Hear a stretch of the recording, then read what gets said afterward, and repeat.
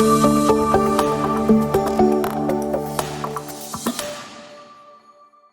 morning. Welcome to this Nims webinar presentation on security awareness training. Before we get started here, just a few housekeeping items. We do have the lines muted, but we will open audio up at the end of the presentation for any question and answers. If you do have questions you want answered sooner, you got two choices here. You can go to the Q&A toolbar at the very bottom of your screen. If you just take your cursor over that, you'll get a toolbar at the bottom. You can go to the Q&A, type in your questions. I'll be more than happy to politely interrupt our presenter to ask the question on your behalf. Or if you'd like to ask that to the presenter directly, you can raise your hand and then I can politely interrupt our presenter and let you ask the question. Otherwise, we'll go ahead and get started here, and I'm going to introduce you to our panelist, Mercedes Anderson. Thanks, Henry. Okay, good morning, everyone. Happy Leap Day. My name is Mercedes Anderson, and I'm an IT systems engineer here at Nims & Associates. Today, we're going to be discussing cybersecurity awareness training for the workplace. In particular, we're going to be... Oh, did it not change? There it goes. We're going to be going over why cybersecurity awareness training is important for your workplace. We're going to be discussing the 3 easy steps that you can do today to get thinking about your personal awareness training. And finally, we're going to be taking a brief look at our featured product for the webinar, KnowBe4. So let's get started. Why do we need cybersecurity training? Well, let's say that you have a house and you've spent a lot of money on making sure that this house is secure. You've invested in reinforced doors, an alarm system, bulletproof glass, and of course, an state-of-the-art moat. Your money is all spent. You have confidence that you, your family, and your possessions are safe. And they are for a little while. Until one day, your grandma, who is known to be super friendly and kind to everyone that comes around, invites an odd stranger with a silly mask into the house. And to her horror, this stranger takes everything, trashes the place, and leaves before she can do anything. And by the time you know what's going on, it's too late. The stranger is long gone.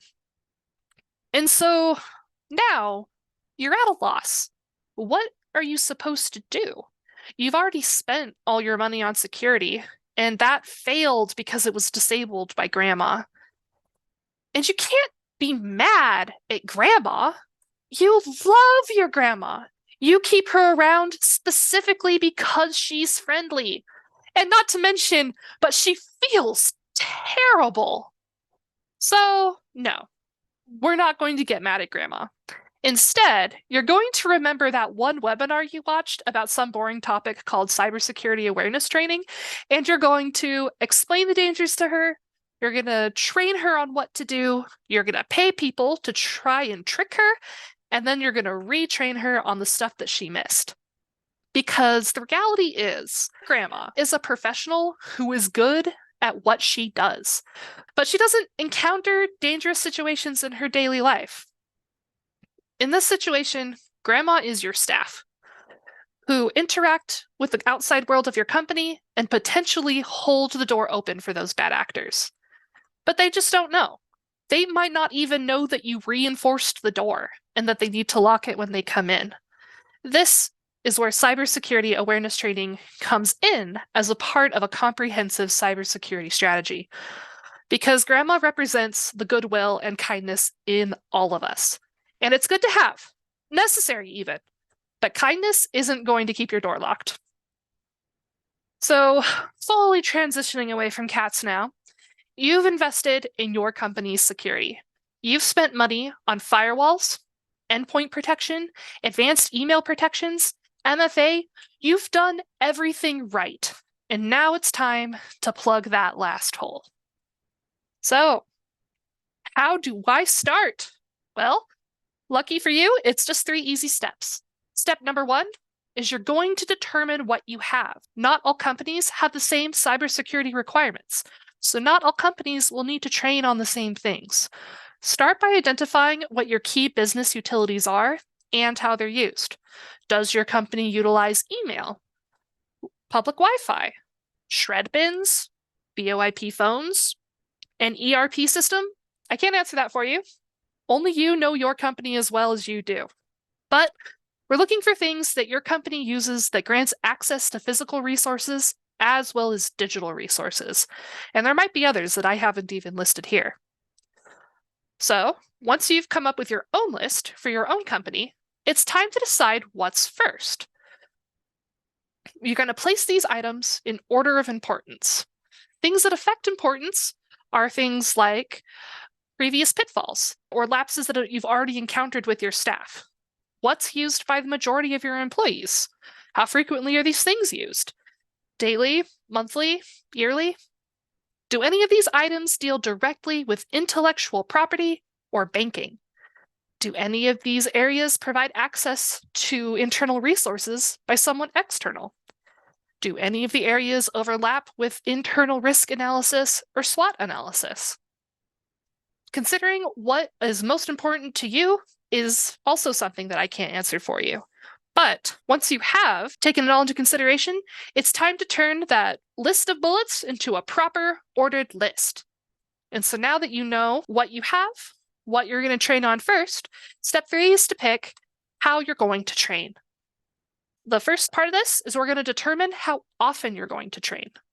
You want to train often enough that people don't fall out of practice of being cyber secure, but you also don't want to train so much that they start to ignore it. There's a fine line there. Next, you're going to determine what kind of materials you're going to use for that training. Maybe a DIY solution.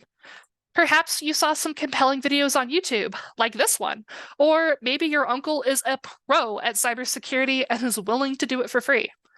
I'm a firm believer that education is better, that any education is better than no education. And if implementing a DIY solution at first is what you need, then 2 thumbs up. I highly encourage it. But the real answer to what should my learning materials be is a professional learning management system. And we here at Nims have partnered with KnowBe4. So what is KnowBe4? KnowBe4 is an online library with wide variety of modules covering different areas of cybersecurity awareness training, from email phishing to learning how to identify insider threat. It even offers training for different regulatory requirements. Here's just like a very quick list of all of the things that it offers. Quite a few companies should have their eyes narrowed in on the regulatory PCI, which is the requirements for credit cards. KnowBe4 even covers how to be safe with that.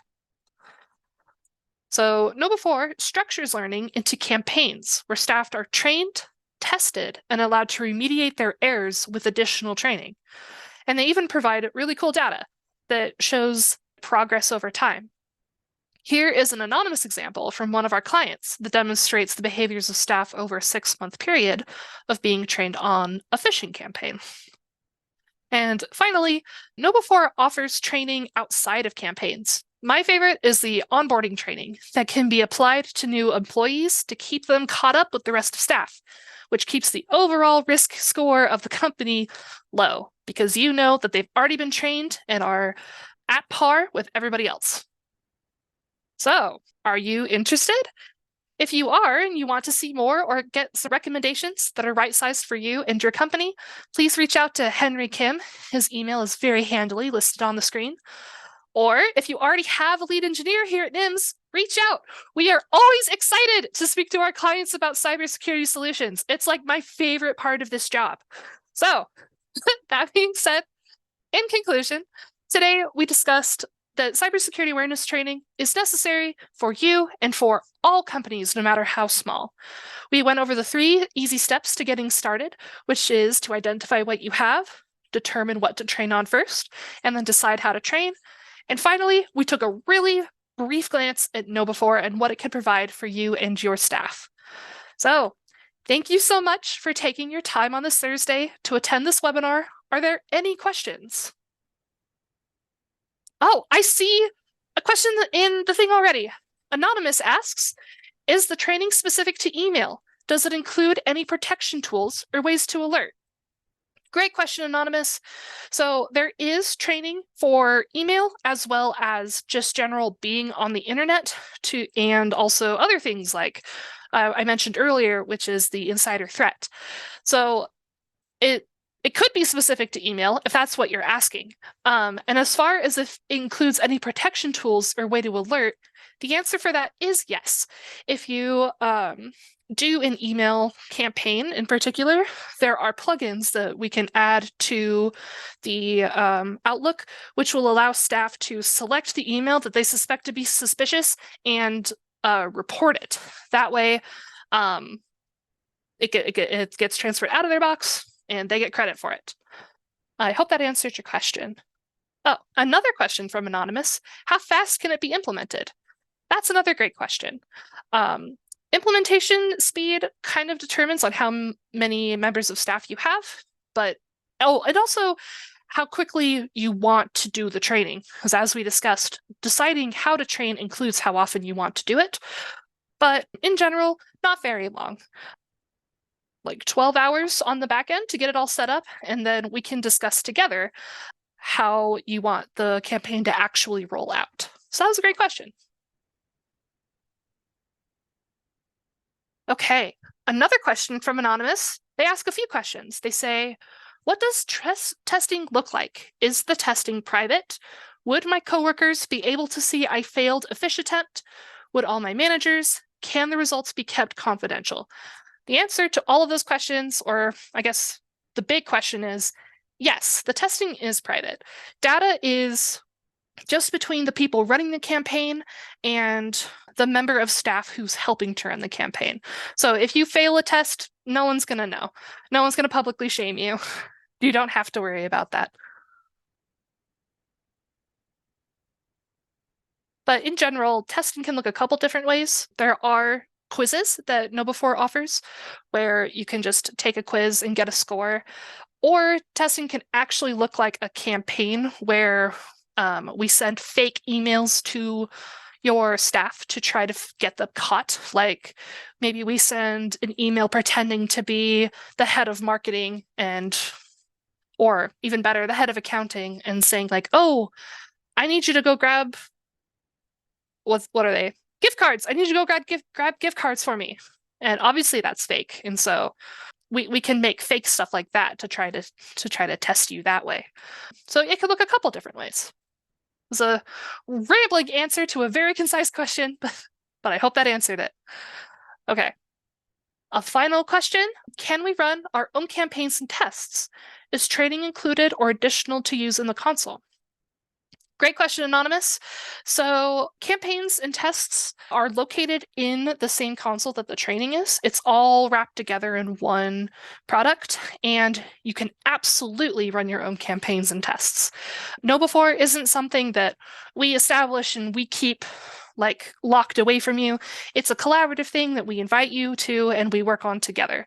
So yeah, you can totally do that yourself. If you don't, if you only want us involved with the setup, you can do the rest. Easy peasy. Great question. A question from Elisa Scholes asks, is there a way for management to see which staff may be a security risk through how they are answering emails? Oh, I think you just answered my question. Yes, great question, Elisa. Management can see how much of a risk you are based on how you're answering emails. For an example, let's go back to this slide. You can see here in the graph above that it demonstrates that 6 people clicked on a fake email and 1 person opened an attachment that they weren't supposed to. So you definitely get that data. And there's also ways to automate if KnowBe4 catches you failing, that it will automatically roll you into a retraining phase where like you got caught and the software says, okay, well, go get trained again, take this quiz. Just because you failed the one time, it's not the end of the world. You just got to train again. No stress. Hopefully that answered your question. Any more questions? This has been great. Thank you all for your interest so far.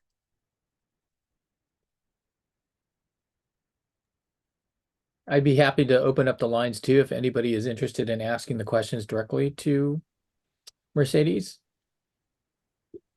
So I'll give everyone the opportunity here. It will allow everyone to talk. You guys can choose whether or not you want to, unmute yourself. So feel free to do so. Or again, you can type in your questions here. Thanks, Henry. I do want to preemptively answer the question that I know all of you are burning to ask. The name of that cat is Tobias Beans, PhD, and he is my cat. Thank you so much for asking. Okay. And I know we have some people who straggled in here late. So if anybody has questions about security awareness training that just joined us, feel free to ask them, or or Mercedes, give them a quick rundown as well. Oh yeah, okay. We can do quick rundowns. I'm great at quick.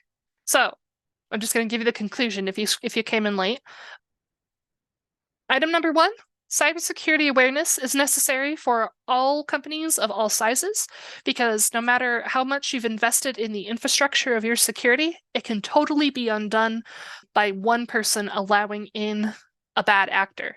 So to start your cybersecurity awareness training thinking, I've identified 3 easy steps. Step one is to figure out what you have in your company that could pose as a vector for attack, such as email, internet. Maybe you have a physical server, maybe you have people that work remotely. All those things are stuff to note. Step two is after you have your list together, you should identify what's most important to train on.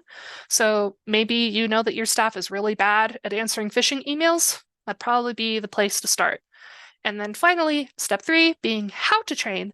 And we make the case that you can train using DIY solutions, but training with KnowBe4 is simple and effective because not only do they have a wide variety of things in their libraries to go through, but they have also made part of that process automatic, and they can provide really helpful data with where your staff started and where they ended after they completed their training. So hopefully that was a pretty good little wrap up. Yeah. So, okay, I've spoken a lot. Does anyone have any other questions?